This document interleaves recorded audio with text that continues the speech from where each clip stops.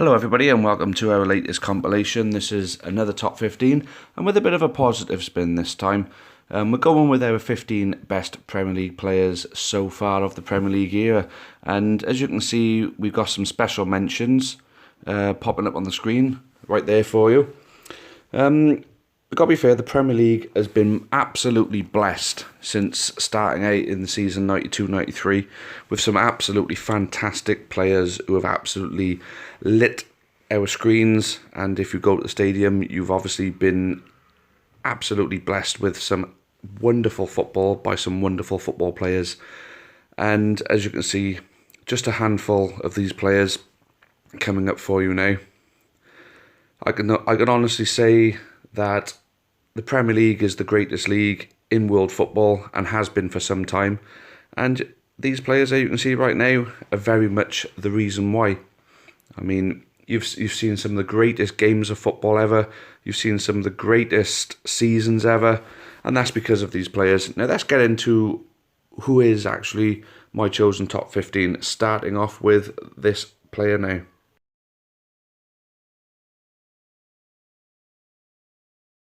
So Ruud van Nistelrooy, playing only for Manchester United, was regarded as one of the best goal scorers in the Premier League during his time. He played 150 games, he scored 95 times, he took part in 96 wins and only lost 26 times. His goals per game ratio was 0.63, which is great. 14 assists meant he set them up as well. He won the Golden Boot, Player of the Season and the English Premier League once during his time for Manchester United.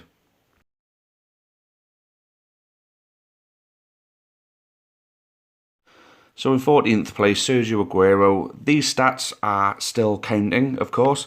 187 appearances, 128 goals. He's taken part in 118 wins and only lost 33 times. His goal per game ratio is 0.68, which is obviously great. He set up 32 games. He won the Golden Boot in the 2014-15 season and has already clocked up 2 English Premier League wins. And as I said, still counting for this one.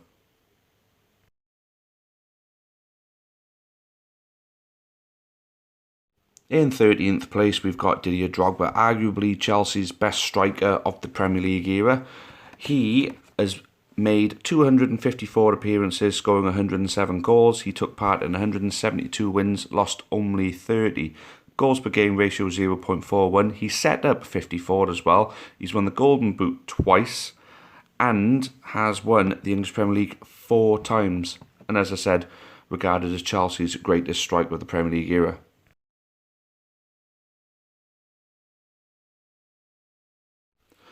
In 12th, we've got Peter Schmeichel. Although he played for 3 clubs during his time in the Premier League era, he'll be mainly recognised for his time at Manchester United, where he played 310 games, took part in 175 wins, only 55 losses. He kept 129 clean sheets, and whilst at Manchester United, he scored just the 1 goal.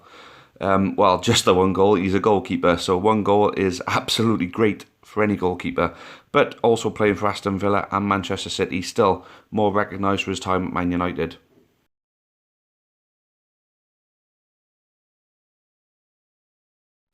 So coming in at 11th is John Terry, who is arguably the best defender of the Premier League era, the best English defender in the Premier League. And, of course, probably one of the best captains. He's played 492 times, only playing for Chelsea. He's actually scored 41 goals, which is great for a central defender. His win rate, he won 311 games, only lost 74. Only conceded 251 goals in his time, 130 clean sheets, and a tackle success of 77%. So that's absolutely prolific for a defender.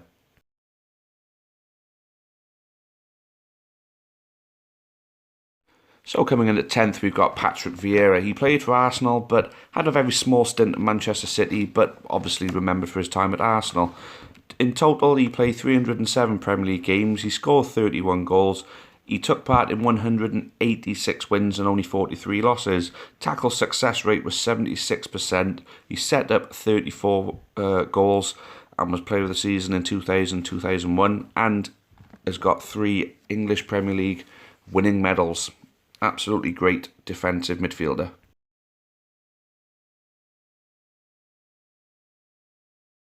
So in at ninth place, we've got Dennis Bergkamp, who arguably is possibly the most technically gifted player to have played in the Premier League.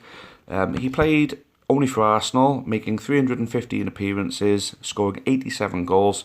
He took part in 186 wins and only 50 losses. He set up 94 goals as well. He won the English Premier League 3 times, and as I said, probably one of the most technically gifted players to have ever played in the Premier League, only playing for Arsenal, of course.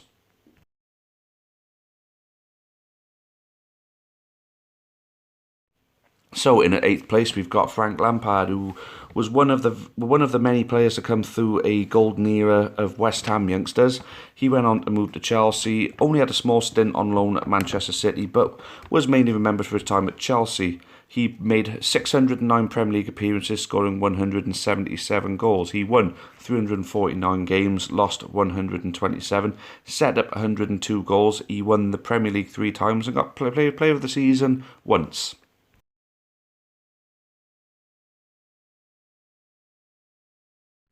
So Paul Scholes, arguably the best central midfielder of the Premier League era, obviously only played for Manchester United.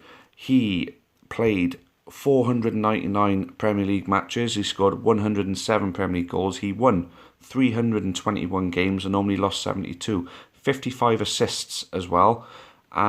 He won the Premier League a staggering 11 times. So as I said, possibly one of the most decorated Premier League players.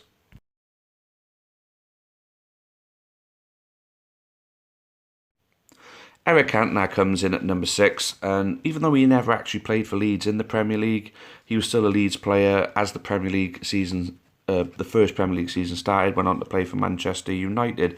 He made 156 Premier League appearances, scored 70 goals. He won 94 games and only lost 19. He even set up 56 goals and won the Premier League 4 times with Manchester United. So as I said, never played for Leeds in the Premier League, only really played for Man United, but he won the Premier League 4 times.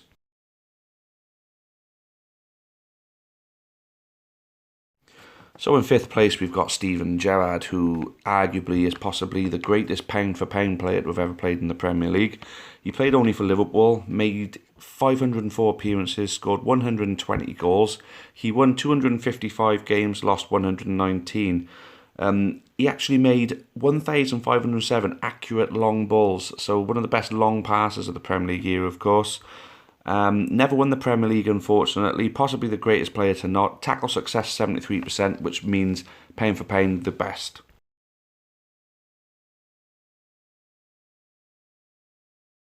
So coming in at 4th place, we've got Ryan Giggs, who is actually, as far as the Premier League is concerned, the most decorated Premier League winner, winning it 13 times and only playing for Manchester United, making 632 appearances, scoring 109 goals, 407 wins, 87 losses, and 162 assists, which means Ryan Giggs is one of the most longest serving players of the Premier League era and, as I just said, the most decorated.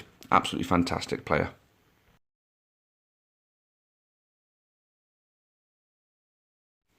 So coming in at 3rd place is Thierry Henry, who is arguably pound for pound the best forward the Premier League has ever seen. He scored goals with his head and both feet. He played in 258 games, scored 175 goals, won 157 games, losing only 39. He won 4 Golden Boots, 2 Players of the Season, and of course 2 Premier Leagues. Goals per game ratio 0.68. Means, as I said, possibly pound for pound one of the best forwards the Premier League has ever seen or will ever see.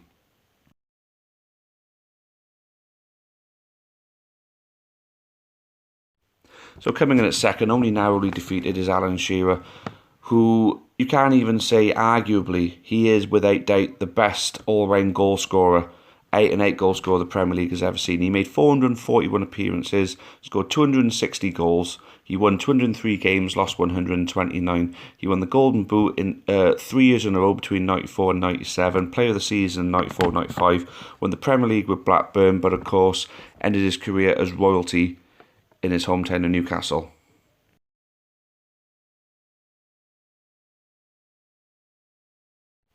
So coming in at number 1 is the magician of Cristiano Ronaldo. He was by far the greatest player, all-round player that the Premier League has ever seen. When you look at players like Pele and Maradona, Cristiano Ronaldo will be up there with those two names throughout history. Best player on the planet at the moment, the best player the Premier League has ever seen, and one of the best players the world will ever see. Cristiano Ronaldo, the legend that is.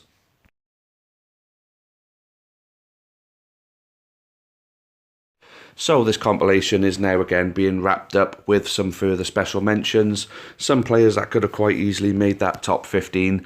But then if you look at the reasoning behind each explanation as to why that person was in that spot, you can understand why they were there, and some of these players never made it. But you see some of these players here do deserve an absolutely special mention. They have all more than played their part in making the Premier League the greatest league in world football, and it has been for a long, long time. The great players obviously attracted because of the reputation built by some of these players, obviously in the early days of the Premier League. So from the year 92-93, obviously Manchester United have been the most successful team, but we have seen some fantastic teams made up of some of these fantastic players, and living legends that will live long in our memories. I thank you all for watching this compilation. It's taken a lot out of me to make this, because building that top 15 was absolutely difficult. It was one of the hardest things I've ever had to do. But I hope you agree with my top 15, and at least agree with the fact that I put some of these players in as special mentions. As I said, thanks again for watching, and I look forward to making more of these. Thank you very much.